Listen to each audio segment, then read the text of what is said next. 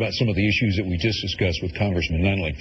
Senator Wicker has served and represented Mississippi in the United States Senate since December of 2007. December of 2000. Serves as Deputy Whip and is a member of the Armed Services Committee, the Budget Committee, the Commerce, Science, and Transportation Committee, the Environment and Public Works Committee, as well as the Joint Economic Committee. And there are a lot of other things. We just unfortunately don't have time to talk to you about him, but we're so honored to have him. Senator Wicker, thanks for joining us. We appreciate it. Good to be back, and congratulations on your new show and great, thank you. Your retirement. We appreciate your new career. Well, thank you so much, Senator. We appreciate that. If you don't mind, just for time's sake, let's kind of quickly go through some things like we did with the congressman and just go back a few steps, if you don't mind, as we looked at the events leading up to the government shutdown. And some information just recently from the Office of Management and Budget now says that some of the forecasters are saying that the impact on the fourth quarter from that government shutdown in the GDP is going to be somewhere around $2 to $6 billion. They're just now kind of assessing some of that. Tell us, what was going through your approach to that issue and how you voted on some of the things leading up to that. And maybe did you think it was going to have that much of an impact on our country? I knew the government shutdown would be a big negative on job creation, on our economy, on the way we're perceived as able to operate the government. Right. In a situation where Republicans own the House, Democrats own the Senate, and the president is a Democrat. It's divided government, and I think people expect us to keep the organs of government open.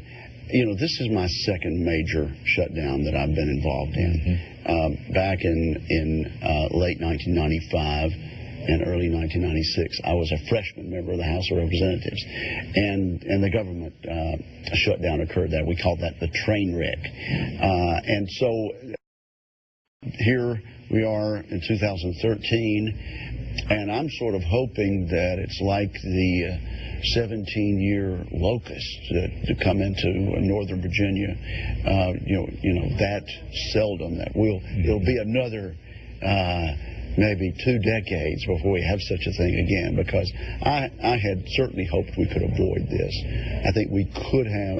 I do think there were some people in my party that raised unrealistic expectations that somehow we'd be able to bring enough light to the failure of Obamacare that a Democratic Senate would pass a repeal and that the president would sign it. I never believed that was possible, and felt instead it would be a good opportunity, particularly during the month of October, when the website began, to talk about the real problems that this law is facing, and to talk about what we need to do to repeal Obamacare and replace it with something that's voluntary, that doesn't have these mandates. We Americans really, we don't much believe in being told we have to purchase something or we have to do something in our place of business.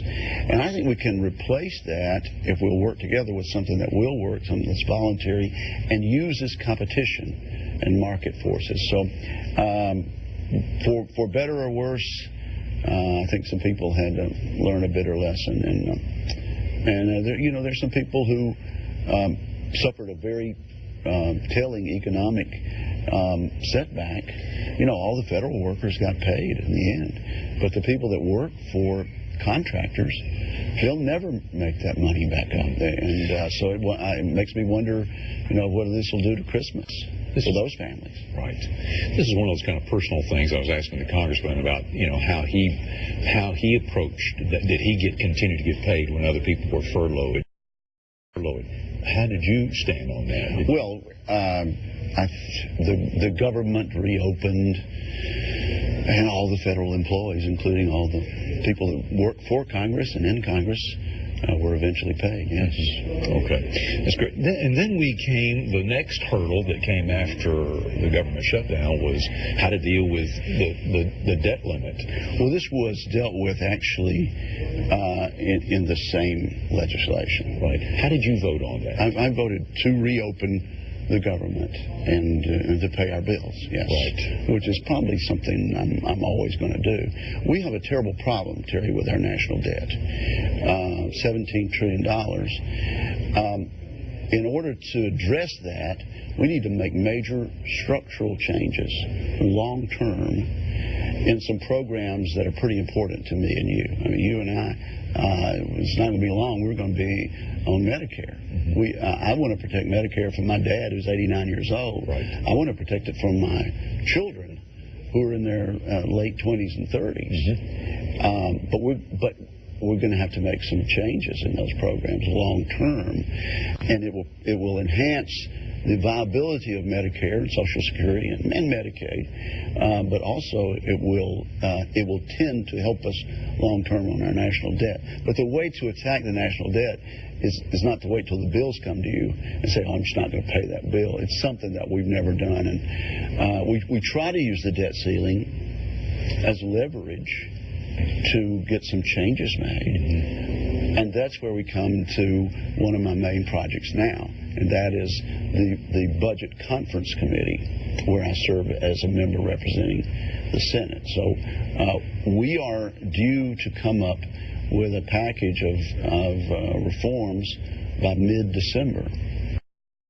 And I was on the phone this morning talking to Senator Mark Warner, for example, of Virginia. We were talking about a way to actually do some things to free up some money and help us to defend our country, because we really are worried about the DOD budget right now. Mm-hmm. And our ability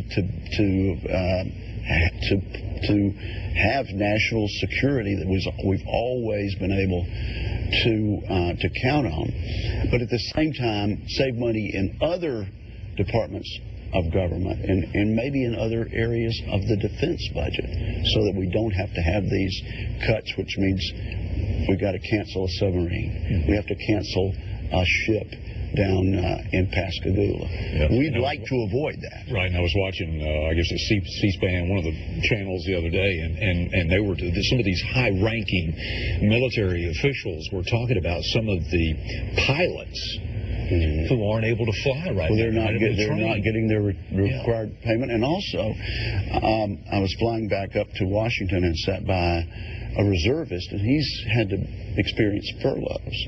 And that's just unthinkable, that we can't come to a bipartisan agreement to avoid that type of meat-axe cut in our nation's security. I think we can save 2%. I really do. We ought to be able to. If you were told in your business that you had to do that, or if you had a bit of a tough patch in your family, you could shave off 2%. Yeah. And I think we ought to be able to do that too. But we ought to be able to do it without scaring people about their long-term security or their long-term financial security. Nobody is even thinking or talking about cutting Social Security. Nobody is even thinking or talking about cutting benefits for Medicare recipients, people who are in the next decade or two going to get on Medicare. But there are ways we can slow the growth rate, and there are ways we can have a conversation with your kids and my kids, much like Ronald Reagan and Tip O'Neill had back in the 80s when they made changes in Social Security. And they actually told people our age at the time, we were in our 30s, and they said, you may have to work an extra 2 years to get full Social Security benefits. And you know, they held hands as Republicans and Democrats, as Americans, and they sold that case. They didn't demagogue each other, and they did a good service, because now it gradually is inching up. And you know, when I get ready to go on Social Security, I have to be 67 to get full benefits.